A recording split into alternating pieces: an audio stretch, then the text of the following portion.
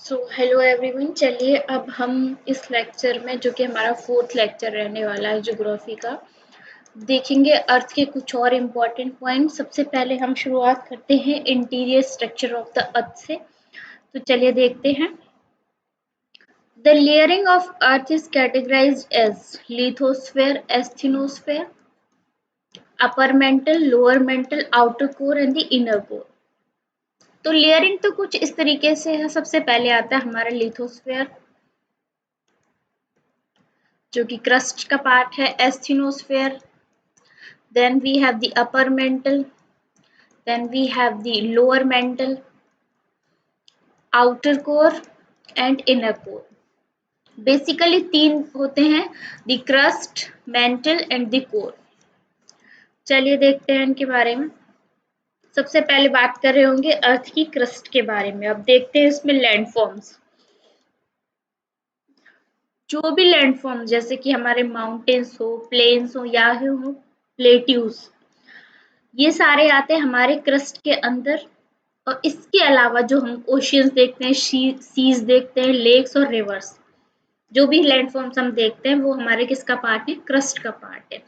Crust के type की बात करें तो क्रस्ट के दो टाइप होते हैं मेनली, थिन ओशनिक क्रस्ट और थिक कॉन्टिनेंटल क्रस्ट। दो तरीके की होती है। थिन ओशनिक क्रस्ट कहाँ पे पाई जाती है? ओशन बेसिन्स पे। और थिक क्रस्ट हम देखते हैं कंटिनेंट्स पे, जो हमारे कंटिनेंट्स हैं 7, उन पे। रॉक कंपोजिशन क्या रहता है क्रस्ट का? These two different types of crust are made up of different types of rocks. Crust mantle boundary, the boundary between the crust and mantle. जो ये हमारे, जैसे ये हमारा क्रस्ट अर्थ की लेयर है, फिर हमारे पास है mantle, then we have core. तो जो क्रस्ट और मेंटल के बीच की जो बाउंड्री है, उसको हम एक डिसकंटिन्यूटी का नाम देते हैं। ये लेयर्स के बीच में जो डिसकंटिन्यूटी होती है, और जो हमारी क्रस्ट और मेंटल के बीच में जो डिसकंटिन्यूटी होती है, उसको बोलते हैं मोहरोविक डिसकंटिन्यूटी। अब नेक्स्ट देखते हैं मेंटल के बारे में। It is thick dense rocky matter that surrounds the core with a radius of about 2885। Crust के अंदर, ये चलो मान लेते हैं हम क्रस्ट है ये, इसके बार बार क्रस्ट के अंदर एक थिक लेयर पाई जाती है जिसको हम कहते हैं मेंटल। जो अपर मेंटल है एक हमारी, और एक है हमारी लोअर मेंटल। रेडियस है हमारा 2885 किलोमीटर तक। मेंटल मेजॉरिटी 85% वॉल्यूम को कवर करती है अर्थ के को, एंड 15% मास को कवर करती है। बेसिकली ये सिलिकेट रॉक होती है, जो कि आयरन और मैग्नीशियम में रिच होती है। उसकी बनी हुई होती है आयरन एंड मैग्नीशियम। देन, और जो हमारे मेंटल को कोर से हमारे जो डिसकंटिन्यूटी अलग करती है,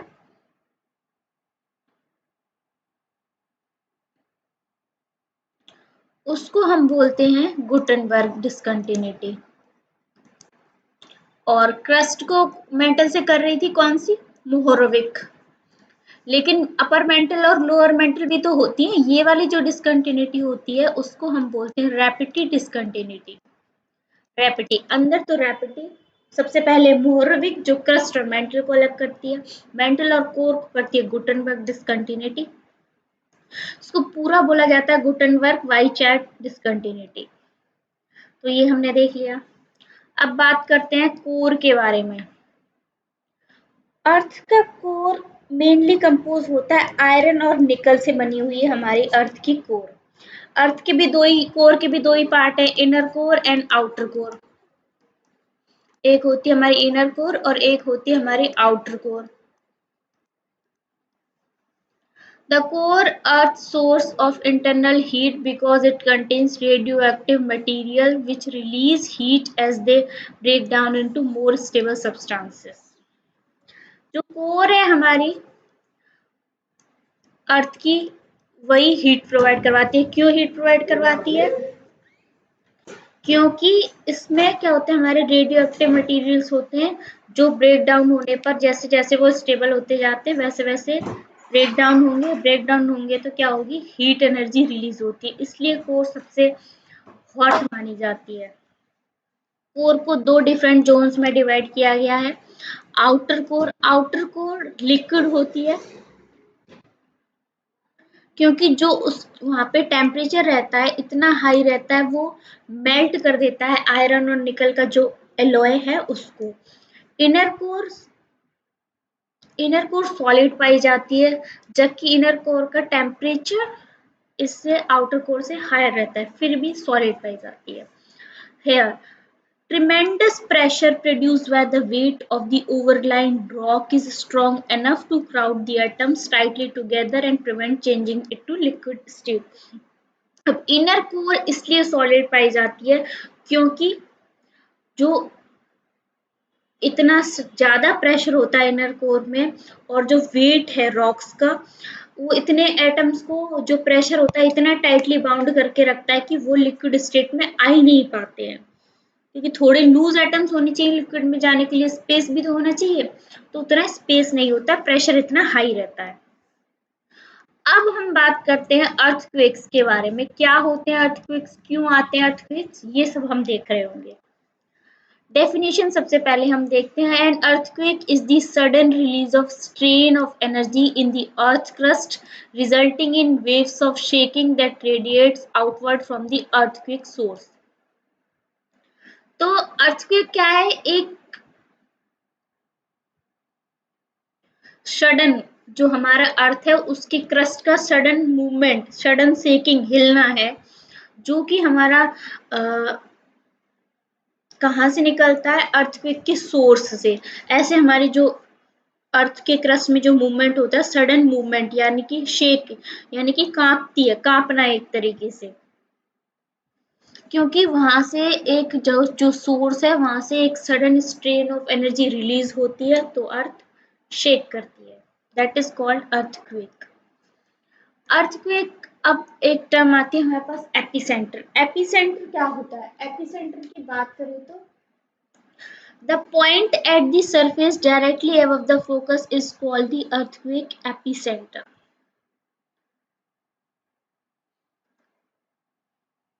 ये फोकस है जहां से अर्थक्वेक आ रहा है, इसके ऊपर जो डायरेक्टली अबव है उसको हम कहते हैं एपिसेंटर।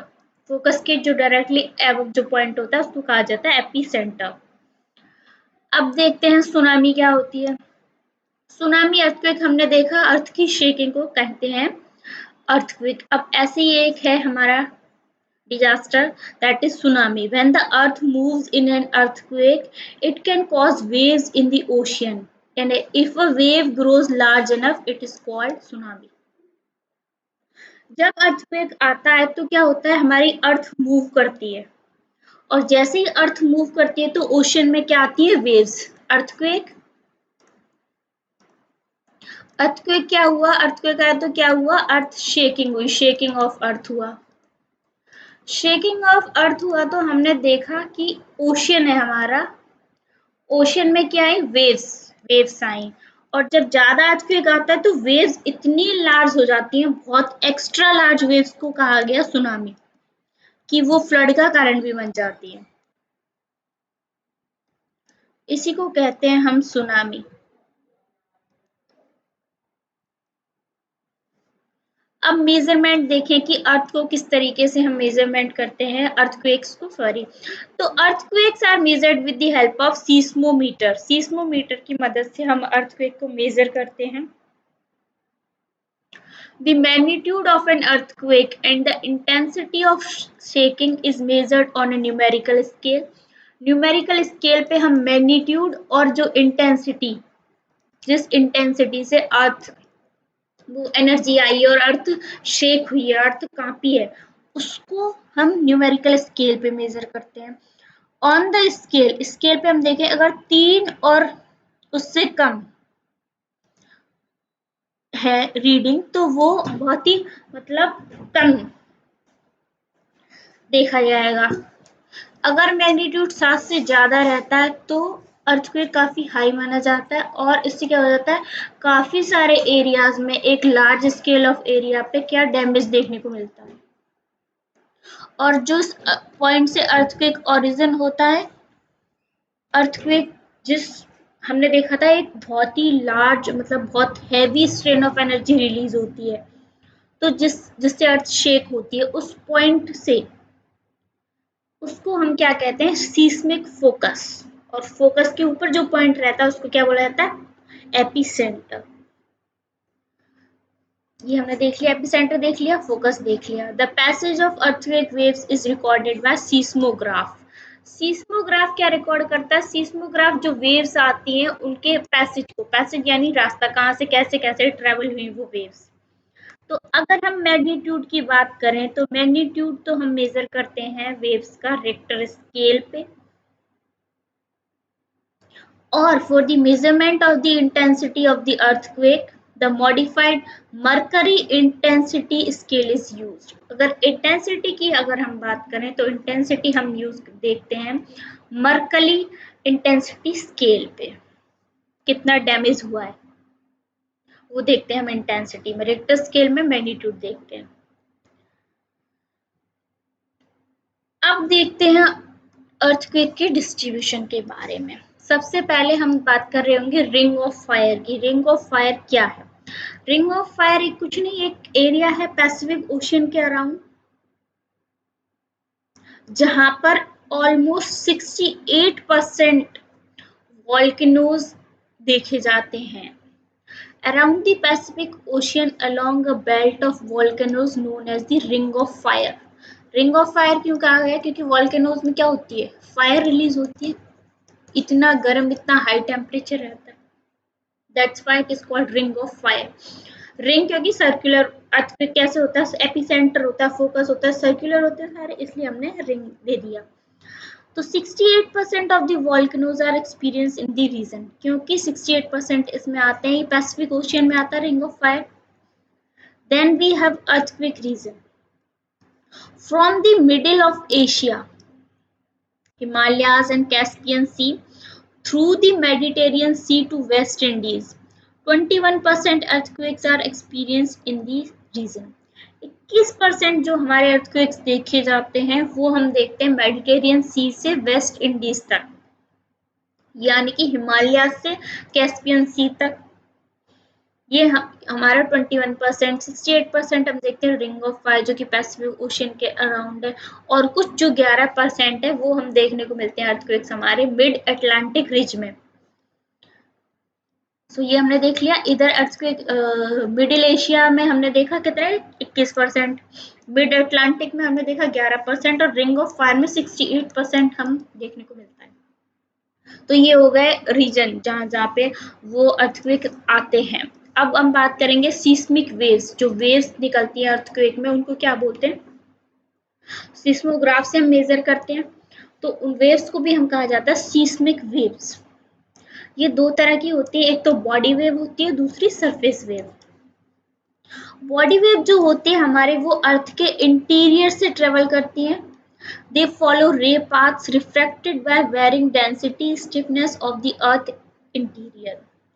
ये क्या करते हैं, एक तो इनमें जो क्या होता है, रिफ्रैक्शन होता है, रिफ्रैक्शन होता है, क्योंकि डेंसिटी अलग अलग होती है अर्थ के अंदर, इसलिए रिफ्रैक्शन होता है। Density, temperature difference, composition phase के कारण क्या होता है, रिफ्रैक्शन होता है। अब देखते हैं हम बॉडी वेव्स।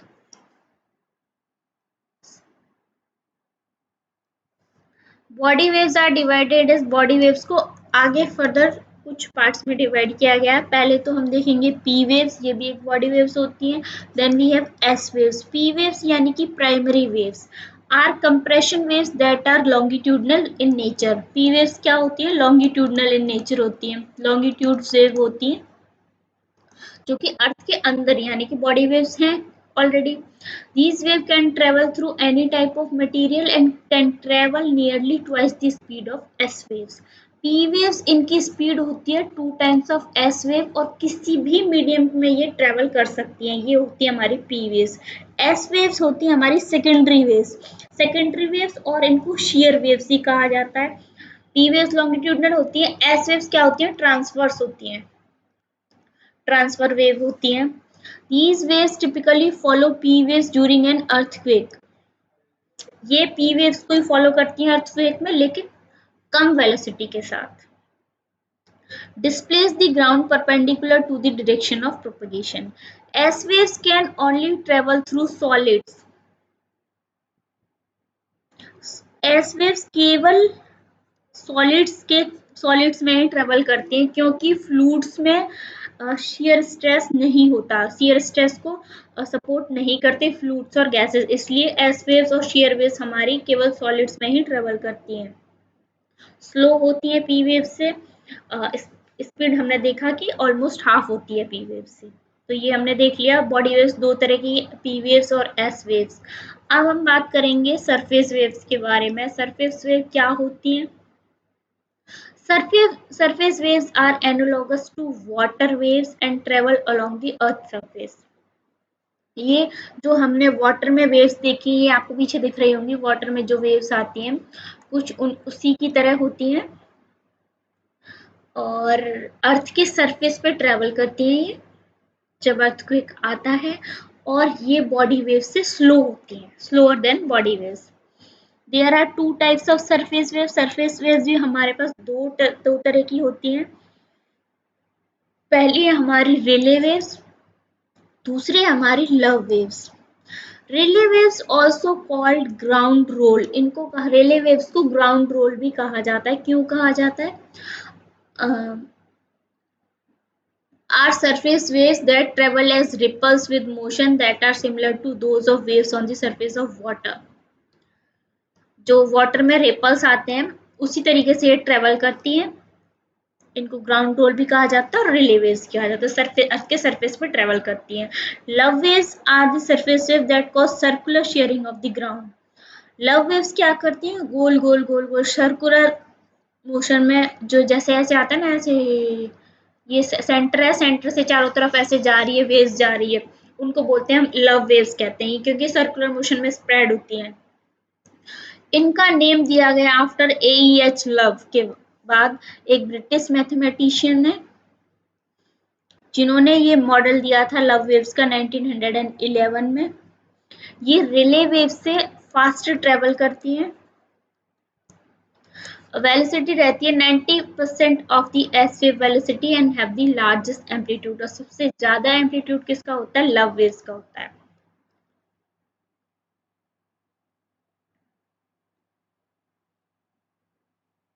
Tectonic plates. अब देखते हैं क्या होती है टेक्टोनिक प्लेट। सबसे पहले हम देखते हैं एस्टेनोस्फेयर के बारे में। Asthenosphere separates the strong solid rock of the uppermost mantle and the crust above from the remainder of the strong and solid mantle below. एस्टेनोस्फेयर क्या होता है? अपर मेंटल का कुछ पार्ट और कुछ पार्ट हमारा जो क्रस्ट है उसका, उसको हम कहते हैं एस्टेनोस्फेयर।